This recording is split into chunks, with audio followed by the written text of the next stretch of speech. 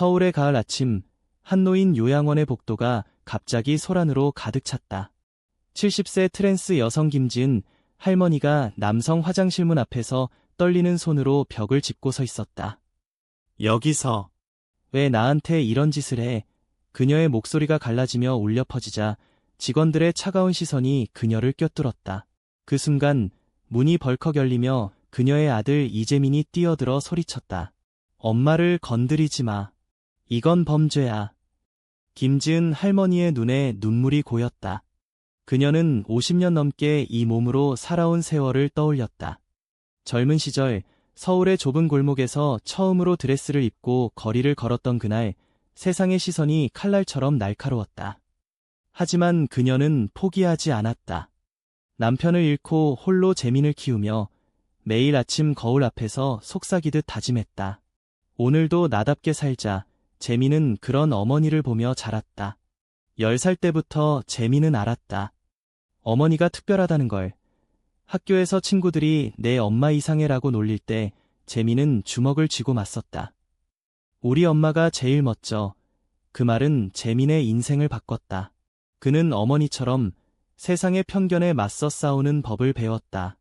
이제 45세가 된 재민은 서울의 작은 카페를 운영하며 동성애자로서의 삶을 조용히 이어가고 있었다. 그의 연인 박준호는 그를 지지해주는 유일한 버팀목이었다. 준호는 변호사로 LGBT 커뮤니티의 권리를 위해 싸우는 사람이었다. 재민아, 내가 강한 이유는 내 엄마 때문이야. 준호의 말은 항상 재민의 가슴을 따뜻하게 했다.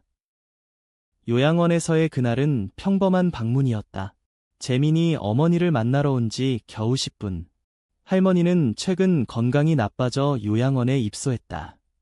재민아, 여기 사람들은 나를 이상하게 봐. 할머니의 속삭임이 재민의 가슴을 아프게 찔렀다. 그는 직원들에게 항의했다. 어머니는 여성입니다. 화장실도 여성용으로 써야 해요. 하지만 직원 김 과장은 코웃음을 쳤다. 여기 규정상 신분증에 남성으로 되어 있으니 남성 화장실 쓰세요. 불편하시면 다른 데 가세요. 그 말에 재민의 피가 끓었다. 그는 핸드폰을 꺼내 녹음을 시작했다. 이건 차별입니다. 녹음하겠습니다. 직원들은 당황했지만 과장은 버티며 할머니를 밀어냈다. 가세요. 빨리. 재민은 더 참을 수 없었다. 그는 과장의 팔을 잡고 소리쳤다. 요양원 전체에 알리겠습니다. 트랜스젠더 할머니를 괴롭히는 곳이라고. 복도가 웅성거리기 시작했다. 다른 노인들이 문을 열고 고개를 내밀었다. 한 할아버지가 중얼거렸다. 저런. 요즘 젊은이들은 왜 저래. 하지만 그 속에 숨겨진 동정의 눈빛이 재민을 보았다. 재민은 그 기회를 놓치지 않았다. 그는 큰 소리로 외쳤다. 여러분, 우리 어머니는 70년을 이 세상에서 살았어요. 남자처럼, 여자처럼, 그냥 지은 어머니처럼. 그런데 왜 화장실 하나 제대로 못 쓰게 해요? 이건 사람으로서의 존엄을 짓밟은 거예요. 그의 목소리가 요양원을 울렸다. 직원들은 얼어붙었고 할머니는 재민의 등 뒤에 서서 조용히 눈물을 흘렸다. 소란이 커지자 요양원장은 급히 달려왔다. 이재민 씨, 진정하세요. 이야기합시다. 하지만 재민은 물러서지 않았다. 그는 준호에게 전화를 걸었다.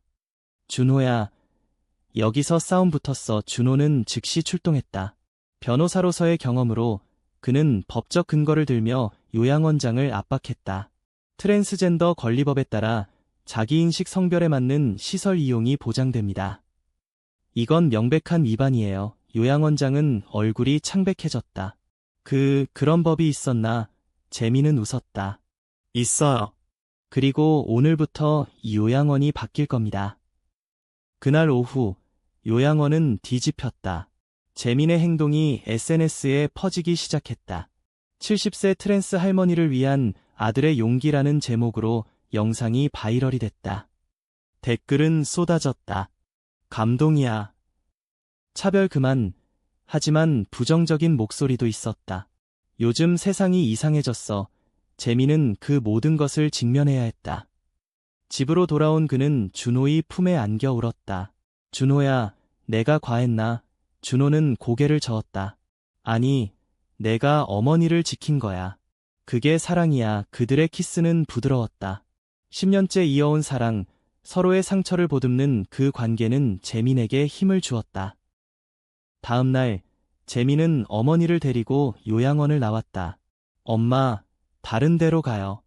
더 나은 곳으로. 할머니는 고개를 끄덕였다. 재민아, 내가 있어서 다행이야. 하지만 그건 시작에 불과했다. 재민의 행동은 GLBT 커뮤니티를 깨웠다. 서울의 프라이드 행사에서 그 이야기가 공유되며 새로운 우정이 싹텄다. 한 젊은 트랜스 남성, 최영준이 재민에게 연락했다.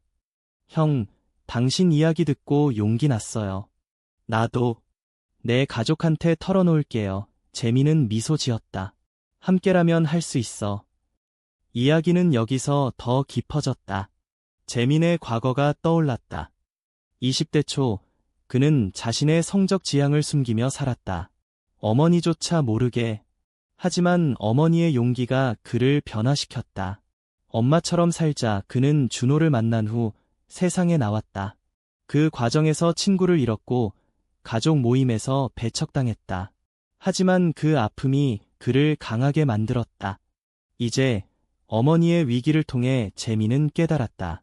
사랑은 싸움이다. 이해를 구걸하는 게 아니라 쟁취하는 것. 요양원 사건 후 재민은 캠페인을 시작했다. 트랜스젠더 노인 권리라는 이름으로 준호와 함께 워크숍을 열고 노인들을 모았다. 한 할머니가 말했다. 나도 젊었을 때 비슷했어. 딸이 레즈비언이라고 쫓아냈지. 그 고백이 눈물을 자아냈다. 재민은 안아주었다. 늦지 않았어요. 함께 고치자고요. 그 모임에서 새로운 로맨스가 피어났다. 영준의 여동생 수민이 재민의 친구가 됐다. 수민은 바이섹슈얼로 자신의 정체성을 숨기고 살았다. 재민의 이야기처럼 그녀도 용기를 얻었다. 오빠, 나 좋아하는 사람이 생겼어. 같은 여자. 재민은 웃었다. 행복해라. 그게 제일 중요해.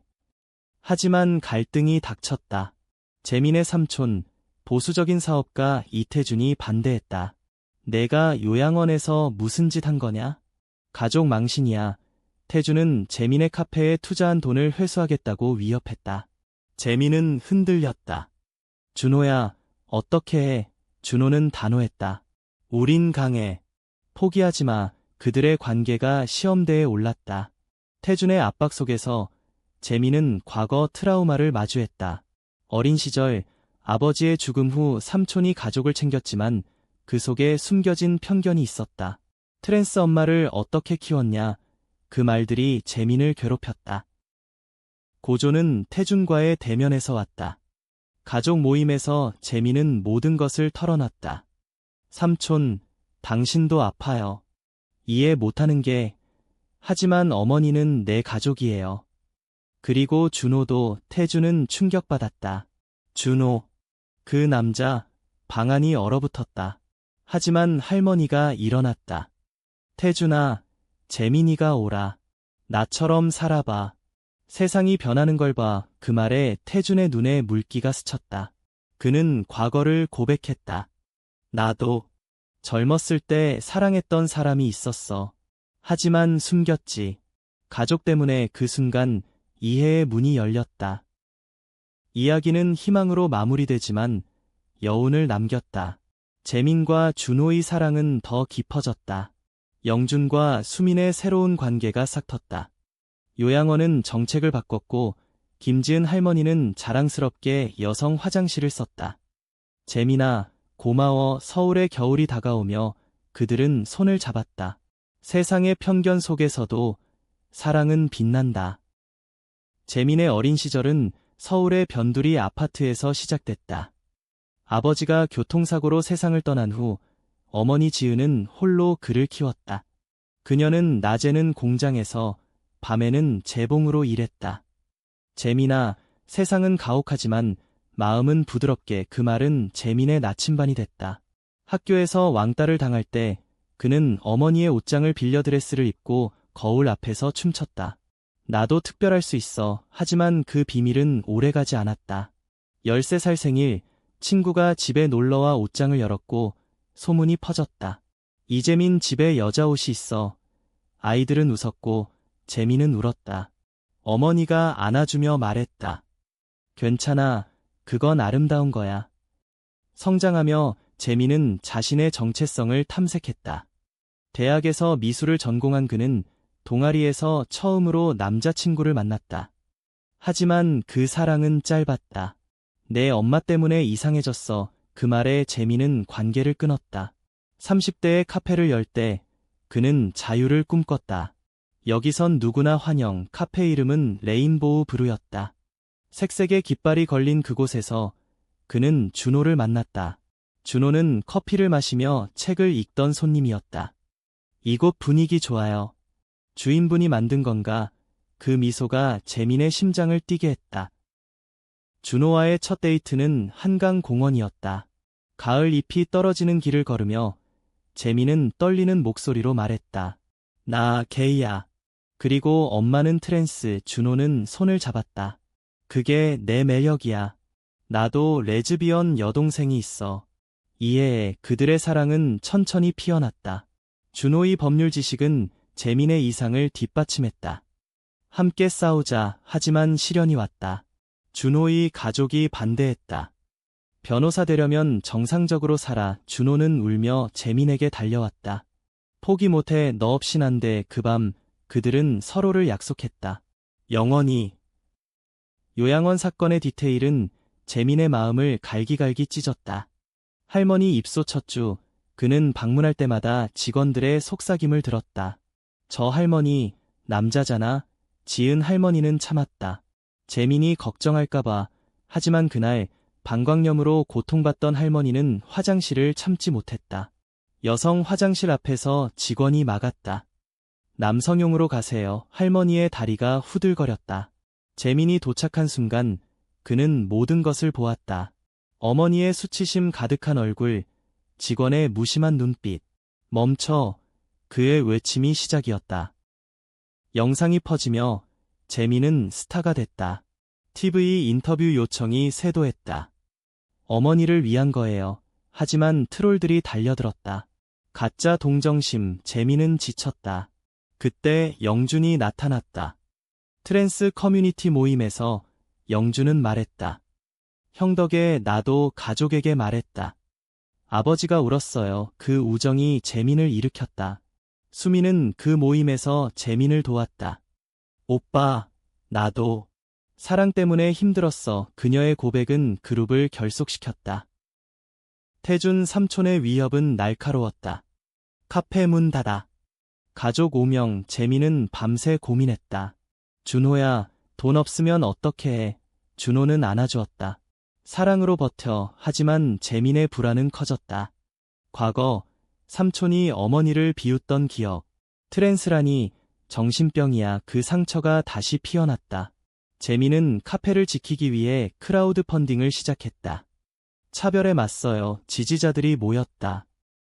가족 모임은 폭풍이었다. 테이블 위 음식이 식어갈 때 재민이 일어났다. 삼촌, 들어요. 사랑은 선택이 아니에요. 태주는 소리쳤다. 내가 변태야. 하지만 지은 할머니의 눈물이 멈췄다. 태준아, 나처럼 느껴봐. 외로움을. 태주는 무너졌다. 미안해. 나도 숨긴 사랑이 있었어. 포옹이 시작이었다. 이해의 첫걸음. 겨울 서울, 눈이 내리던 날 재민은 어머니와 산책했다. 엄마, 이제 자유로워. 할머니는 웃었다. 내 덕분이야. 준호와의 결혼식은 작은 카페에서 영준과 수민이 축하했다. 새로운 시작. 요양원은 트랜스 정책을 도입했다. 재민의 캠페인은 전국으로 퍼졌다. 세상은 여전히 가혹하지만 그들의 사랑은 불꽃처럼 타올랐다. 그